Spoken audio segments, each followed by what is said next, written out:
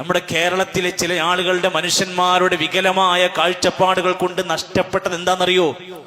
ഉംറക്ക് കൊണ്ടുപോകുന്ന സ്ത്രീകൾ, നിങ്ങളൊക്കെ ബന്ധുക്കളെ കൊണ്ടുകൊണ്ട് ഏത് ഗ്രൂപ്പിലാണ് പോണത് എന്നുള്ളത് പ്രധാനം തന്നെയാണ്.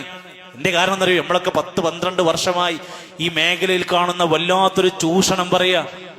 നിബിതങ്ങൾ പഠിപ്പിക്കാത്ത പല കാര്യങ്ങളും ചെയ്യിപ്പിക്കുന്നു എന്നതിലപ്പുറത്ത് നിബിതങ്ങൾ പറഞ്ഞതും പഠിപ്പിച്ചതുമായ കാര്യത്തിന് വിസമ്മതിക്കുകയാണ്. പ്രധാനമായി ഇരുഹറമുകളിൽ നടക്കുന്ന ജമാഅത്ത് നമസ്കാരത്തിന് പോകരുത്. ആര്? ഇവിടുന്ന് 80,000-90,000 രൂപ മേടിച്ചിട്ട് അവിടെ എത്തിയ മനുഷ്യന്മാർ അവിടെ റൂമിലിരിക്കുകയാണ്. പള്ളിയിലെ ജമാഅത്ത് നിസ്കാരത്തിന് പോകരുത്. അവിടെ പോകുന്ന 200 കണക്കിന് രാജ്യക്കാർ പോകുന്നുണ്ട്. നമ്മളെ കേരളത്തിന് മാത്രം ഒരു മതനിയമമുണ്ട് അങ്ങനെ. എന്നിട്ട് അവരെ അവിടെ നിന്ന് ആ സമയത്ത് ബാങ്ക് കൊടുത്താൽ തിരിച്ച് റൂമിലേക്ക് കൊണ്ടുപോവാണ്.